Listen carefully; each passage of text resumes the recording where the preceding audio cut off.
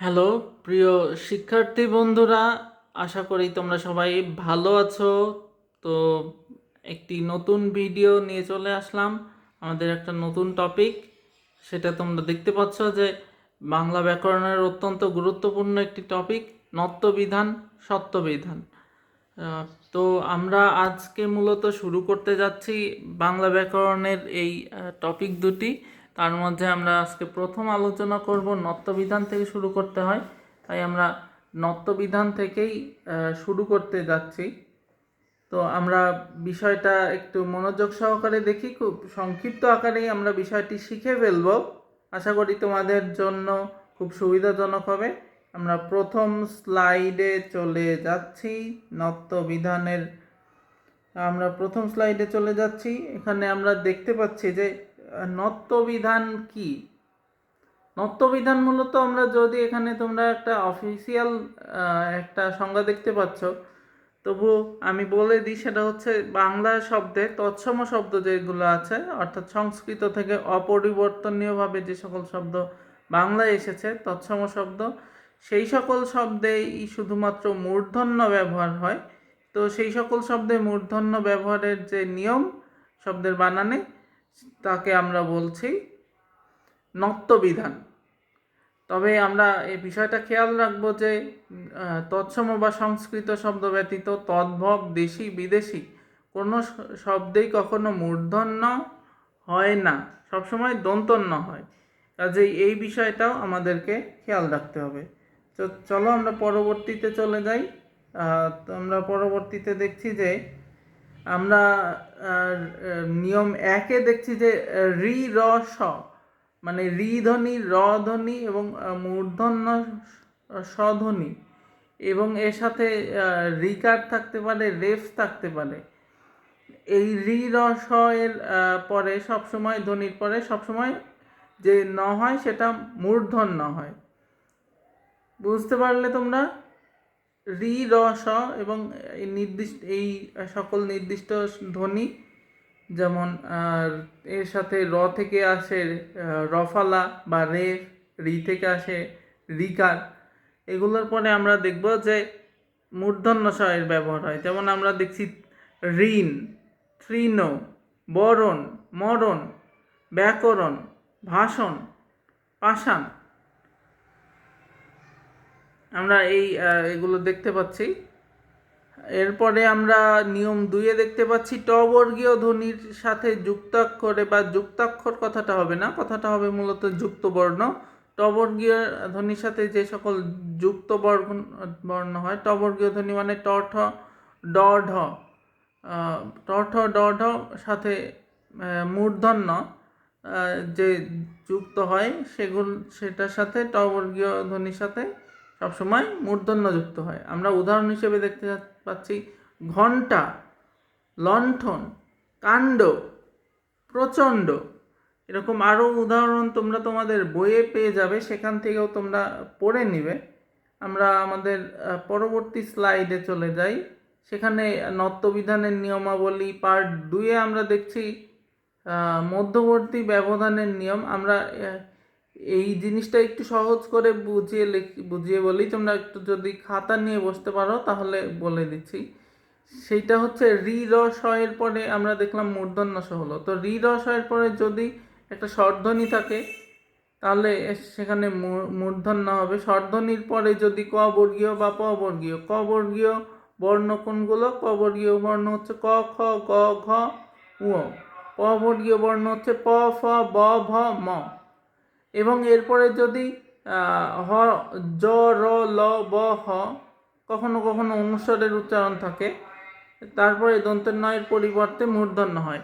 এই যে উঞ্চস্থ জ, র, ল, ব, হ, এটার জায়গায় আমি একটা তোমাদেরকে একটা ছন্দ দিচ্ছি, সেটা হচ্ছে বয়স হংপক। মানে বর্ণগুলো এভাবে মনে রাখবে যে বয়স হংপক হলে সেখানে হচ্ছে নত্যবিধানের নিয়ম অনুসারে মূর্ধন্য হয়। আমরা উদাহরণ দেখতে পাচ্ছি কৃপণ, হরিণ, লক্ষণ, শ্রাবণ। কৃপণ, হরিণ, লক্ষণ, শ্রাবণ, এখানে উচ্চারণ দেওয়া আছে। এবং এরপরে এর সাথে তোমরা আরও কিছু যুক্ত করে নিতে পারো তোমাদের বই দেখে। এবং বিশেষ করে আমি তোমাদেরকে একটা বই সাজেস্ট করব, সেটা হচ্ছে সৌমিত্র শেখর স্যারের বাংলা ভাষার ইতিহাস ও বাংলা ব্যাকরণ যে বইটা আছে, সেইটা সৌমিত্র শেখর স্যারের লেখা, সেইটা তোমরা অবশ্যই সংগ্রহ করে নিবে। তো আমরা পরের পার্টে চলে যাই। এখানে আমরা দেখছি যে এর আগে আমরা আরও একটা দেখি, ওখানে যাব আমরা। এখানে আমরা দেখছি বাংলা ব্যাকরণের নত্যবিধানের অনুযায়ী প্রপরিনির এই উপসর্গগুলোর পরে সবসময় মূর্ধন্য হয়। এটি মূলত তৎসম বা সংস্কৃত শব্দের বানানের ক্ষেত্রে প্রযোজ্য। আমরা দেখলাম যে মনে রাখবে প্রপরিনির এর পরে মূর্ধন্য হয়। আমরা এর কিছু উদাহরণ দেখব। আমরা এর কিছু উদাহরণ দেখছি। সেখানে দেখো সঠিক বানান: প্রণাম, প্রণয়, প্রমাণ, পরিণাম, পরিণতি, পরিণয়। আমরা আরও দেখতে পাচ্ছি নির্ণয়, নির্মাণ। সঠিক বানানগুলো তোমরা খাতায় লিখে নিবে, স্ক্রিনশট দিয়ে নিতে পারো তোমরা। আমরা এরপরে আর একটা স্লাইডে চলে যাচ্ছি। সেটা বাংলা ব্যাকরণের নত্যবিধানের নিয়ম অনুসারে আমরা দেখছি যে কিছু সমাসগত শব্দের কিছু বানান আমরা দেখছি। আমি তোমাদেরকে বলবো যে এই বানানগুলো তোমরা মুখস্থ করে নেবে, কোনটা সঠিক বানান, কোনটা কীভাবে লিখতে হবে। পূর্বাহ্ন, পূর্বাহ্নের নিচে দেখো ন। মধ্যাহ্নের হয়ের মধ্যে দেখো ন। অপরাহ্ন দেখো নিচে ন। পূর্বাহ্ন, অপরাহ্ন নিচে ন। মধ্যাহ্ন হচ্ছে মধ্যে ন। কিন্তু মনে রাখবে এই যে যে যুক্তবর্ণগুলো আছে, পূর্বাহ্নতে যে নিচে যুক্তবর্ণ আছে হয়ের নিচে, এটা কিন্তু মূর্ধন্য, এটা কিন্তু দন্তন্য নয়। অপরাহ্নের হয়ের নিচে যে নটা আছে সেটা কিন্তু মূর্ধন্য। আর মধ্যাহ্নের যে হয়ের পিঠে যে যুক্তবর্ণ আছে সেইটা কিন্তু দন্তন্য। বিষয়টা কিন্তু তোমাদেরকে অবশ্যই খেয়াল রাখতে হবে, ভুলে গেলে চলবে না। আমরা আরেকটা নিয়ম দেখছি, এটা একটু ছন্দ আকারের মনে রাখবে। এই যে উত্তর পাড়ার রামচন্দ্র নারায়ণ মূর্ধন্য হয়, অর্থাৎ এই যে লাস্টে যেগুলোর আয়ন আছে সেগুলো মূর্ধন্য হবে। যেমন বানানগুলো তোমরা দেখে নাও: উত্তরায়ণ, পরায়ণ, নারায়ণ, পারায়ণ, চন্দ্রায়ণ, রামায়ণ। এই বানানগুলোর ক্ষেত্রে আমরা দেখতে পাচ্ছি যে মূর্ধন্য হচ্ছে। আমরা আরেকটা গুরুত্বপূর্ণ স্লাইড আছে, সেটাতে চলে যাই। এটা তোমাদের সম্পূর্ণ মুখস্থ করে ফেলতে হবে ছন্দ আকারে। এটাকে বলে স্বভাবতই মূর্ধন্য। তৎসম শব্দে স্বভাবতই মূর্ধন্য। এখানে কোনো নিয়ম খাটে নাই, এখানে এমনিতেই হয়ে গেছে, কোনো নিয়মের বাহিরে এটা। তো এইটাকে বলে স্বভাবতই মূর্ধন্যের ব্যবহার। তোমরা তোমাদের নবম দশম শ্রেণীর বিশেষ করে যে বাংলা ব্যাকরণ আছে সেখানে কিন্তু এই কবিতাটা পেয়ে যাবে। তোমরা যদি আমার কথাটাও শুনে মুখস্থ করে ফেলো তাও সম্ভব।